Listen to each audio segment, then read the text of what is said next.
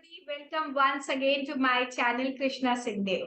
आज की वीडियो उन बच्चों के लिए है जो क्लास 10th या 12th में हैं और जिनके बोर्ड एग्जाम्स थोड़े ही दिनों में आने वाले हैं। Yes, right now you all must have got your mock test paper का शेड्यूल एंड बहुत जल्दी ही आपको बोर्ड एग्जाम का शेड्यूल भी मिलने ही वाला है। डेट शीट कभी भी आ सकती है।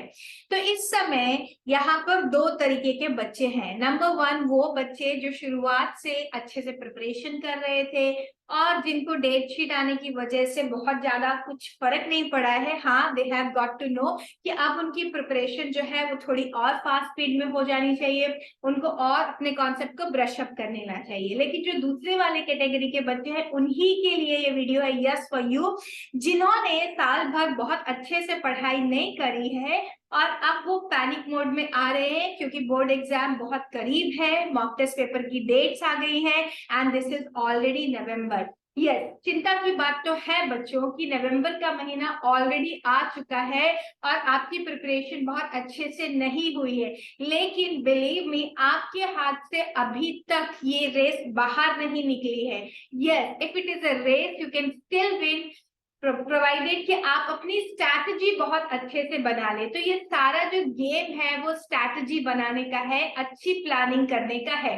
तो in this video I am going to tell you how to make a good strategy to score good marks in exam.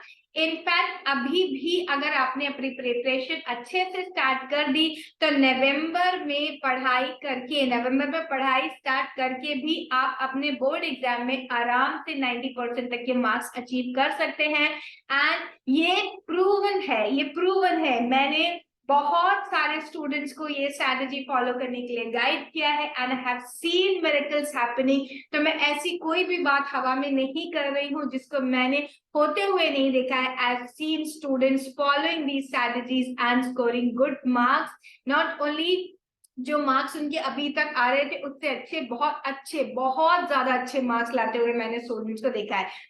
चलिए, तो लेट अस स्टार्ट कि हमें करना क्या है। अब सबसे पहला काम जो आपको करना है, अपने अंदर से सारी नेगेटिविटी, सारी एंजाइटी को निकाल के बाहर रख दीजिए क्योंकि जो हो चुका है उसके ऊपर आपका कोई भी कंट्रोल नहीं है। सिर्फ आपका कंट्रोल उन चीजों के ऊपर हो सकता है जो कि आने वाले समय में होने वाली है। So what ever has happened, forget about it, don't worry about it कि मैं अगर साल की शुरुआत से पढ़ाई कर लेता या कर लेती तो ऐसा होता वैसा होता। There is no need of thinking all that. अपने ऊपर विश्वास रखना, अपने ऊपर कॉन्फिडेंस रखना सबसे ज्यादा जरूरी है। दूसरा काम आपको क्या करना है, आपके पास मोटे मोटे 75 डेज बचे हुए हैं। मैं यहाँ पर फेब्रुवरी के मंथ को बिल्कुल भी नहीं ले रही हूँ क्योंकि फेब्रुवरी के मंथ में आप अपने कुछ बड़े रिविजन्स करेंगे, बहुत सारे पेपर्स लिखेंगे और फेब्रुवरी के महीने में किसी भी दिन से आपके एग्जाम स्टार्ट हो सकते हैं। इसीलिए मैं फेब्रुवरी के मंथ को बिल्कुल भी नहीं ले रही हूँ। मैं ले रही हूँ नवंबर, जिसके ऑलरेडी 7-8 दिन जा चुके हैं। नवंबर, दिसंबर एंड जनवरी। नवंबर, दिसंबर, जनवरी में भी आपके स्कूल की तरफ से 1 या 2 प्रीलिम्स हो सकते हैं या होंगे ही। और उसके बीच में आपके पास 2 फेस्टिवल भी आते हैं। वो क्या है, एक तो है क्रिसमस और एक है न्यू ईयर ईव। तो ये 2 दिन भी आपके पास नहीं रहेंगे। Even if you are not the person who goes into the party, आजू बाजू पढ़ने का माहौल नहीं रहता है तो आप चाह कर भी इतनी प्रोडक्टिविटी उन दिनों पर नहीं निकाल पाते। देन कई दिन ऐसे होते हैं जब आप अपनी अच्छी हेल्थ में नहीं है, मेंटली और फिजिकली पढ़ने का मन नहीं कर रहा है, थोड़ा सर्दी जुकाम है, बुखार है, तो वो सारी चीजों का प्रोविजन लेते हुए हम इन 90 डेज में से कुछ 10-15 दिन को निकाल दे तो मोटा मोटा आपके हाथ में 75 डेज या 70 डेज ही बचा है। ऑलरेडी 5-6 दिन, मतलब 8 दिन तो जा ही चुके हैं नवंबर के। तो आप देखिए कि अब आपको इन दिनों में क्या करना है, कैसे अपना बेस्ट देना है and it is possible to score good marks. क्या करिए, सबसे पहले अब अपनी सारी बुक्स निकालिए, इकट्ठा करिए, आपके जितने भी सब्जेक्ट है, डिपेंडिंग ऑन आप क्लास 10th में पढ़ते हैं या आप क्लास 12th में पढ़ते हैं, all the subjects including the elective subject, उन बुक को निकालिए, कुछ अच्छे पेपर के शीट्स लीजिए और उन पे जितने भी चैप्टर्स है, जितने भी A to Z सारा इंडेक्स उठाइए और सारे चैप्टर्स के नाम लिख डालिए। सारे चैप्टर आपने लिस्टिंग कर लिया, इंग्लिश लिख लिया, अकाउंट्स लिख लिया, मैथ्स लिख लिया, जो भी आपके सब्जेक्ट है, कॉमर्स में, कॉमर्स की टीचर हूँ इसलिए मैं सारे कॉमर्स के सब्जेक्ट यहाँ पे लिस्ट कर रही हूँ, तो सारे चैप्टर्स आपने एक एक करके लिख लिए ऑफ ऑल द सब्जेक्ट। तो ये आपके 4 5 6 7 जितने भी पेजेस भर जाएंगे, उन पेजेस को आपको अब दूसरा स्टेप लेनी है, स्ट्रैटेजी फॉर्मुलेट करने की। आपने सब लिख लिया। अब इन चैप्टर्स में से, हर एक सब्जेक्ट के इन चैप्टर्स में से कुछ चैप्टर ऐसे होंगे जो आपको बहुत अच्छे से आते हैं, आपने इनके ऊपर कई बार टेस्ट दे दिया है, हर बार आपको अच्छे मार्क्स भी मिले। तो ये सारे टॉपिक्स जिनको आप बहुत अच्छे से जानते हैं, जिनको आप कभी भी लिख सकते हैं, आपने इतनी बार टेस्ट लिखी है, उन सबको आप ग्रीन कलर से हाईलाइट कर दीजिए, कलर कोडिंग कर दीजिए कि ये तो मेरा बिल्कुल ग्रीन जोन है, ये तो मुझे बहुत अच्छे से आता है। अब कुछ टॉपिक्स ऐसे भी होंगे जो आपको कभी आ जाते हैं, कभी नहीं आते, थोड़े कच्चे पक्के हैं। ऐसे टॉपिक्स को आप ऑरेंज मार्क कर सकते हैं, येलो मार्क कर सकते हैं, विच एवर यू वांट। आप दूसरा कोई कलर मार्क कर लीजिए और लास्ट जोन रखिए अपना रेड जोन, जो कि आपको बिल्कुल भी नहीं आता है, टफ टॉपिक है, ये डिफिकल्ट हो सकते हैं, ज्यादा वेटेज हो सकते हैं, ये सब। यहाँ पर आप कोई भी मार्क्स वाइज वेटेज नहीं कर रहे हैं। मैं आपको सिलेक्टिव स्टडी की बिल्कुल भी सलाह नहीं दे रही हूँ, मैं आपको सलाह दे रही हूँ कि आप कलर कोडिंग करिए अपने अकॉर्डिंगली। तो जो आपके ग्रीन में है वो किसी और के रेड में हो सकता है, जो आपके येलो या ऑरेंज में है वो किसी और के रेड या ग्रीन में से हो सकता है। तो किसी दूसरे के साथ आपको इसे डिस्कस नहीं करना है, आप अपने आप सारे सब्जेक्ट के लिए एक एक चैप्टर के लिए इस कलर कोडिंग को कर लीजिए।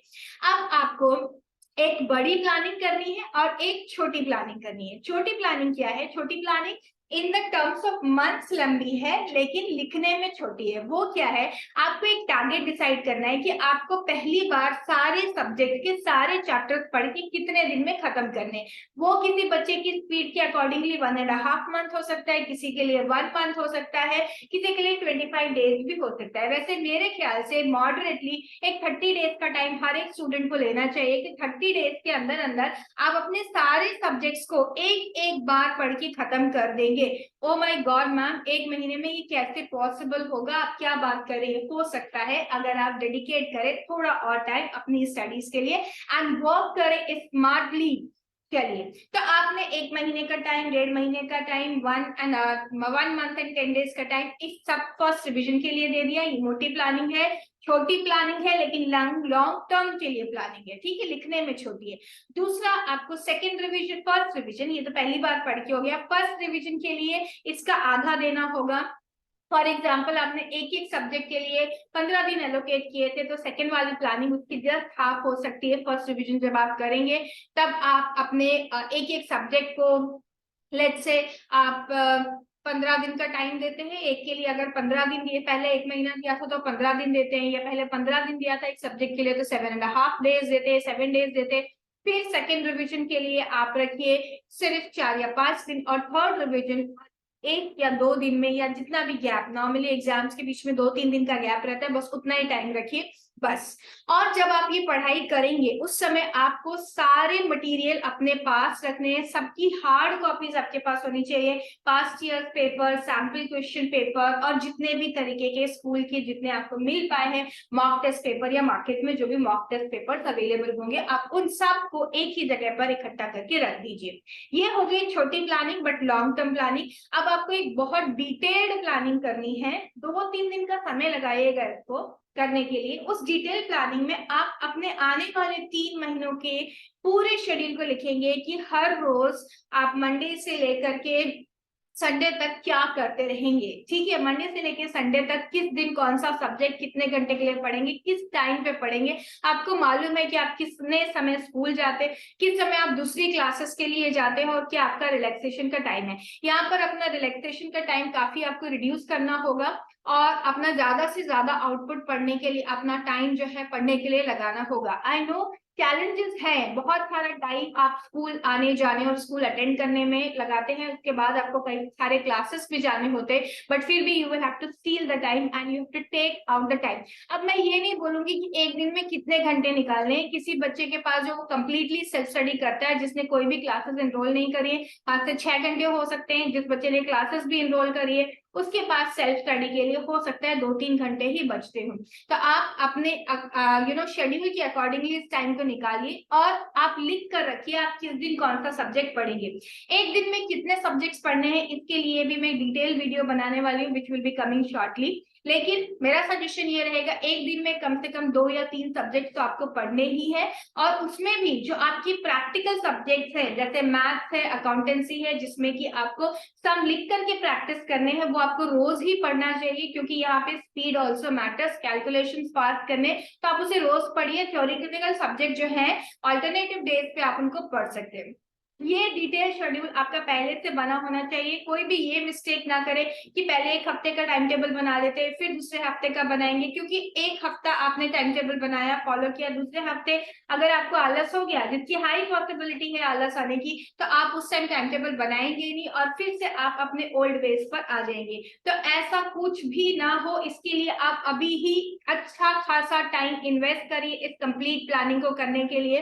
ये प्लानिंग एक बार हो गई तो आपके सामने एक दूसरा चैलेंज खड़ा होगा, और ये प्लानिंग जो है हर एक सब्जेक्ट के लिए करनी है आपको। लंबी वाली प्लानिंग भी डिटेल, जहाँ पे हर एक दिन का आप लिख रहे हैं कि कितना आपको पढ़ना है, कितने घंटे में कितने सब्जेक्ट पढ़ने हैं, कितने टाइम पे पढ़ने, एवरीथिंग जितना डिटेल पॉसिबल है उतना डिटेल लिख करके करिए। एक ही बार अपनी सारी एनर्जी को झोंक दो भाई इसके करने के लिए, क्योंकि इसके अलावा अब तुम्हारे पास कोई दूसरा मौका नहीं बचा है। यही आखिरी मौका है डिटेल प्लानिंग करने की। Well begun is half done, आपने कई बार सुना होगा। प्लीज अभी ये बिगनिंग कर दीजिए। 50% of your work is done. आप अच्छे मार्क्स अचीव कर ही लेंगे, कोई रोक नहीं पाएगा आपको, एक बार आपने अच्छी प्लानिंग कर लिया तो। अब दूसरा जो चैलेंज है वो ये है how to stick to this planning. देखो, अभी तक अगर आप अच्छे से नहीं पढ़ रहे थे या आपने कभी पढ़ा ही नहीं है अच्छे से, क्योंकि जो इस साल बच्चे 12th के एग्जाम दे रहे हैं स्पेशली, उन्होंने तो 10th कोविड में ही निकाल दिया, ऐसे ही पास हो गए, तो आपने तो पढ़ा ही नहीं, आपके ऊपर तो 10th के बोर्ड एग्जाम का प्रेशर भी कुछ ज्यादा आया नहीं, बिकॉज एवरीबडी न्यू कि एग्जाम कंडक्ट नहीं होने वाले। तो आपको क्या करना है, आपको पहला हफ्ता अपने आप को देना है, बैठना है, फोर्सफुली बैठना है। आपको ऐसा होगा कि आप पढ़ने के लिए जब टेबल पर बैठेंगे तो आपको पढ़ने का मन नहीं करेगा, वहां नींद आएगी, वहां से उठ के भाग जाने का मन करेगा। नहीं, you have to force yourself. अपने सारे डिस्ट्रैक्शंस को अलग रखिए, मोबाइल फोन वहां मत रखिए, जितनी ज्यादा हो सकती है इलेक्ट्रॉनिक डिवाइस को वहां से हटा दीजिए और बैठे रहो। अगर आपने सोचा है मुझे 1 घंटा पढ़ना है, बैठे रहो, जमे रहो, नींद आ जाए, कुछ भी हो जाए, वहीं रहो, वहां से उठो मत। एक बार your brain has started getting the signals कि भाई इसके साथ तो कुछ चलता ही नहीं है, ये बंदा तो उठने ही नहीं वाला है, तो वो आपको डिस्ट्रैक्शंस भी धीरे धीरे धीरे कम कर देगा और उसे पता चल जाएगा कि this person is dedicated to work, तो आपका ब्रेन आपकी बात सुनने लगेगा। जो होता है ना कि आलस आ रहा है, पढ़ने का मन नहीं हो रहा है, ये सबके साथ होता है, लेकिन आपको अपने आप को टैकल करना आना चाहिए, एक्चुअली अपने ब्रेन को टैकल करना आना चाहिए। तो बस आप 1 हफ्ता, 10 दिन, किसी का ये पीरियड 15 दिन भी हो सकता है, स्ट्रगल करेंगे और धीरे धीरे आपके रूटीन में आ जाएगा कैसे एक जगह बैठ के पढ़ना है। बस जब आपने वो फॉलो करना शुरू कर दिया, समझ लीजिए कि आपकी स्टडीज बहुत अच्छी चल रही है। इनिशियली मैं आपको सजेस्ट करूंगी आप अपने रेड वाले जोन के चैप्टर्स उठाइए, और उसमें से भी जो सबसे डिफिकल्ट चैप्टर है, आप ऐसे बिल्कुल ना चले कि चैप्टर नंबर 1 2 3 4 एक साथ करते, नहीं, रेड जोन के चैप्टर्स उठाइए जो आपने बिल्कुल नहीं पढ़े, जो सबसे डिफिकल्ट है। एक बार आप जब भी बड़े बड़े और डिफिकल्ट टॉपिक्स कर लेंगे ना, आप खुद देखेंगे कि आपका कॉन्फिडेंस जो है ना वो अलग ही लेवल पे, आप अपने आप को प्यार करने लगेंगे। यस, आपको लगेगा अरे वाह मैं भी ये कर सकता हूँ, मैं भी ये कर सकती हूँ, मैंने पहले क्यों नहीं ट्राई किया, अगर मैंने पहले ही कर लिया होता तो कितना अच्छा होता। आप अपने आप उस पैनिक मोड से बाहर निकलने लगेंगे and you will be able to achieve so much. जैसे जैसे दिन आगे बढ़ते जाएंगे, आप प्रोग्रेस करते जाएंगे अपनी स्टडी में, आपका कॉन्फिडेंस लेवल बढ़ने लगेगा, और आप खुद देखना कि आपके मॉक टेस्ट एग्जाम के जो रिजल्ट्स होंगे वो बहुत अच्छे होंगे। अगर आपने एक बार ये स्ट्रैटेजी बना ली ना और फॉलो कर ली, तो आपको कोई रोक नहीं सकता है बोर्ड एग्जाम में बहुत अच्छे मार्क्स लेके आने से।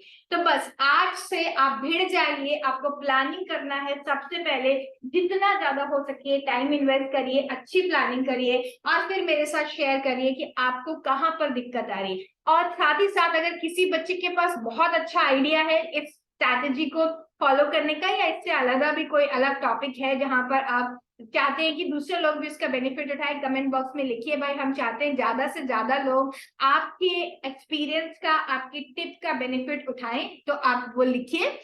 और फिर हम मिलेंगे जब मैं आपके साथ डिटेल में डिस्कस करूंगी इन द कमिंग वीडियोस कि हमें कैसे अपना टाइम मैनेज करना चाहिए। आज के लिए इतना ही। अगर थोड़ी सी भी ये वीडियो अच्छी लगी है ना तो प्लीज चैनल को सब्सक्राइब कर लो एंड लाइक एंड शेयर करना मत भूलो। हम फिर से मिलेंगे जहां पर हम और भी बहुत कुछ प्रोडक्टिविटी को इंक्रीज करने के लिए सीखने वाले हैं। तब तक के लिए बाय।